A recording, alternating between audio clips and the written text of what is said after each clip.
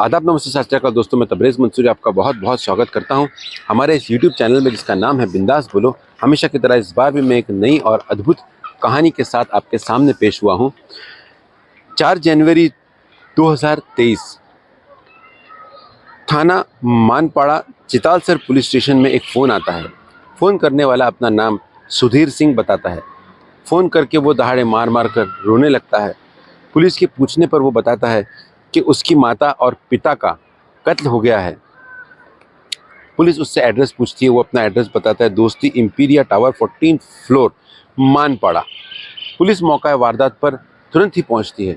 पहुंचने के बाद पुलिस देखती है कि 2 लोगों की लाश वहां पर पड़ी होती है, जिनमें से एक का नाम था शेर बहादुर सिंह जिसकी उम्र 68 ईयर्स थी और उनकी पत्नी थी मीना सिंह जिसकी उम्र 65 ईयर्स थी। शेर बहादुर सिंह सिक्योरिटी गार्ड का काम किया करते थे और मीना सिंह दूध का व्यवसाय किया करती थी और सुधीर सिंह उनका बेटा था। सुधीर सिंह इनके घर से थोड़ा सा दूर रहता था। सुधीर सिंह ने बताया कि वो रोज़ फ़ोन किया करता था उनकी माता जी को, या माता से बात करता था या पिता से बात करता था, पर उस दिन उसने बहुत फ़ोन किया। दोनों में से किसी का फ़ोन लगा नहीं और दोनों के फ़ोन स्विच ऑफ थे। तो इसको फिक्र हुई, ये वहाँ से इनके घर पर देखने आया कि क्या बात है। आके इसने देखा तो कड़ी बाहर से लगी हुई थी फ्लैट की। इसने कड़ी खोलकर अंदर गया, देखा तो दोनों की लाश पड़ी थी और फिर उसने पुलिस को फ़ोन किया। पुलिस ने इन्वेस्टिगेशन में पता किया कि पिछले 5 सालों से ये दोनों यहीं पर रह रहे हैं और किराए के मकान में रहते हैं ये लोग। सुधीर सिंह ने बताया कि उसकी माँ को गोल्ड पहनने का शौक था और उसकी माँ के दोनों हाथों में एक एक गोल्ड के कड़े थे और कान में बालियाँ थी और गले में सोने की चेन थी जो अभी नहीं है, गायब है। और उसकी माँ ने रात को उसे बताया था कि उसने 20,000 रुपये कैश, जो वो दूध का व्यवसाय करते थे, उसके पैसे उसने तिजोरी में रखे हैं जो अभी नहीं है। पुलिस ने तिजोरी खोल कर देखा तो तिजोरी साफ नज़र आई, कुछ भी नहीं था तिजोरी में। पुलिस को तुरंत पता चल गया कि ये लूट और हत्या का मामला है। पुलिस ने उन दोनों की बॉडी को तुरंत पोस्टमार्टम के लिए रवाना किया और अपनी इन्वेस्टिगेशन में पुलिस लग गई। सबसे पहले पुलिस ने सीसीटीवी कैमरा को खंगालना शुरू किया। सीसीटीवी कैमरा में कोई चीज़ अलग नहीं लगी रोज़ से पुलिस को, जैसे कि कोई नया चेहरा नहीं नज़र आया जो उस बिल्डिंग में जा रहा हो या उस बिल्डिंग से बाहर आ रहा हो, या कोई ऐसा इंसान जो घबराहट के मारे फास्ट तेज चल रहा हो। ऐसा कोई चीज़, शक वाली कोई चीज़ पुलिस को नज़र नहीं आई।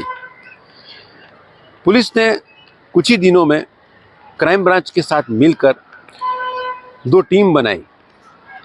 एक अंडरकवर ऑफिसर्स की टीम।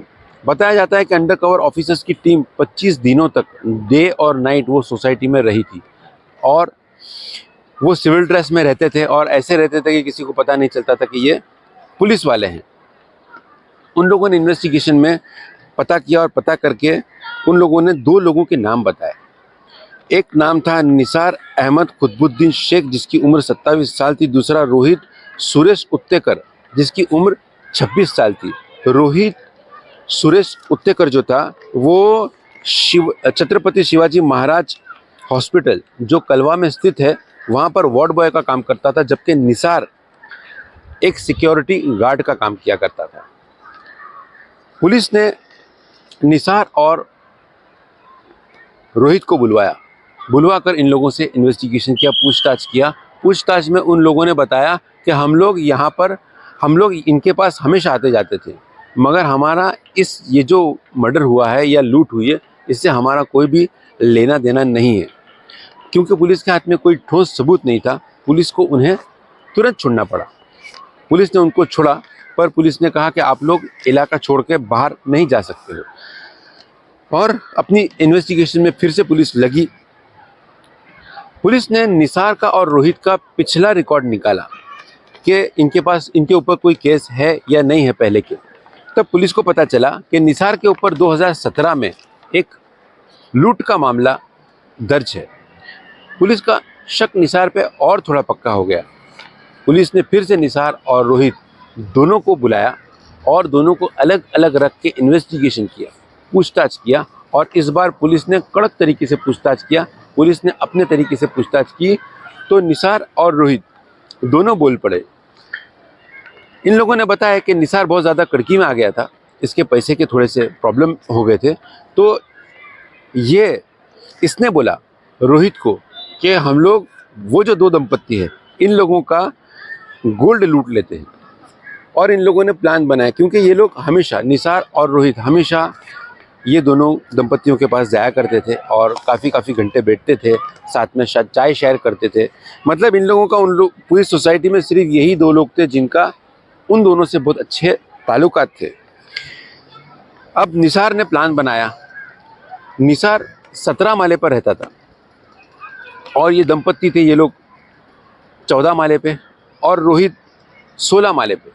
निसार ने रोहित से कहा कि तू दरवाजे के पास खड़े रहना और मैं पाइप के ज़रिए खिड़की में घुसूंगा। 17वें माले से पाइप से मैं नीचे आऊँगा, 14 माले पे इनके फ्लैट में मैं इंटर करूँगा और हम लोग इनका सामान चोरी करेंगे, चोरी करके भाग जाएंगे। प्लान के मुताबिक रोहित इनके दरवाजे के पास जाकर खड़ा हो गया और निसार पाइप से 14 माले पे इंटर किया।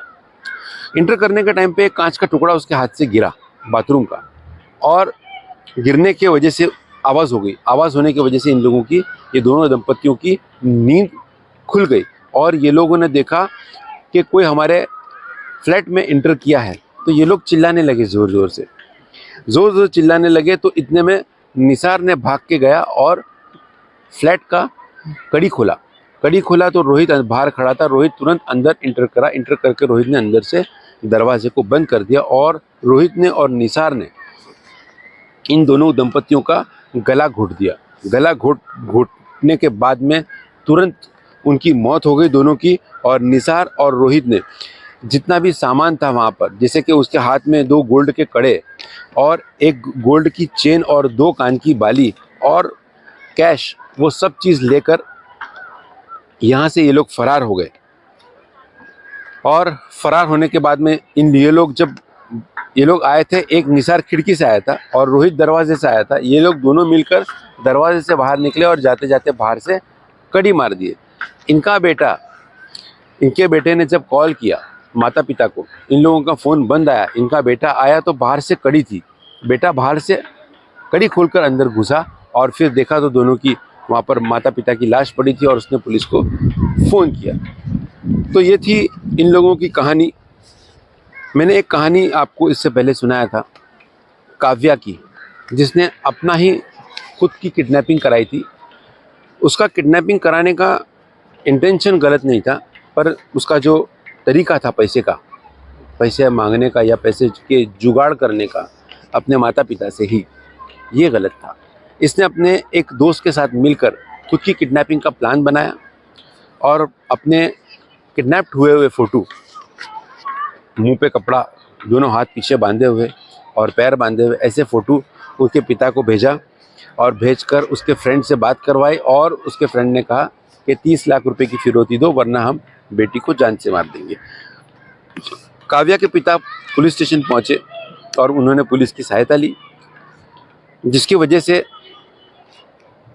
जहां से इन लोगों ने फ़ोटो भेजे थे वो लोकेशन ट्रैक हुआ। पुलिस वहां पर पहुंची, वो जगह देखी, वो सब हुआ। वो सब होने के बाद में उन लोगों को वहाँ से भागना पड़ा, काव्या को और उसके फ्रेंड को। अभी काव्या को पुलिस ने पकड़ के लाई है और उसके फ्रेंड को भी। काव्या ने 30 लाख रुपये से अपना नीट के एग्ज़ाम देने के लिए आउट ऑफ इंडिया एक कंट्री में उसने सेटअप किया था कि यानी वो ये 30 लाख रुपए लेकर आउट ऑफ इंडिया जाएगी, वहाँ पर वो रहेगी। रहने का उसने बंदोबस्त किया था ऑनलाइन, और उसने कॉलेज में वहाँ पर एडमिशन के लिए भी अप्लाई किया था ऑनलाइन। सब उसने किया था, पर उसको सिर्फ यहाँ से पैसा लेकर वहाँ जाकर एडमिशन लेकर नीट का एग्ज़ाम को क्लियर करना था और उसको डॉक्टर बनना था। उसका तरीका गलत था। पुलिस ने उसको पकड़ी और काव्या को उसके माता पिता के हवाले कर दिया गया है। और वो जो लड़का था, वो लड़के को पुलिस ने कस्टडी में लिया है और अभी उसको कोर्ट के सामने खड़ा किया गया है और उसको जेल कस्टडी की गई है। देखते हैं आगे क्या होता है। तो ये थी आज की कहानी। फिर मिलेंगे एक नई और अद्भुत कहानी के साथ। तब तक के लिए मुझे इजाज़त दीजिए। आदाब, नमस्ते, सत श्री अकाल।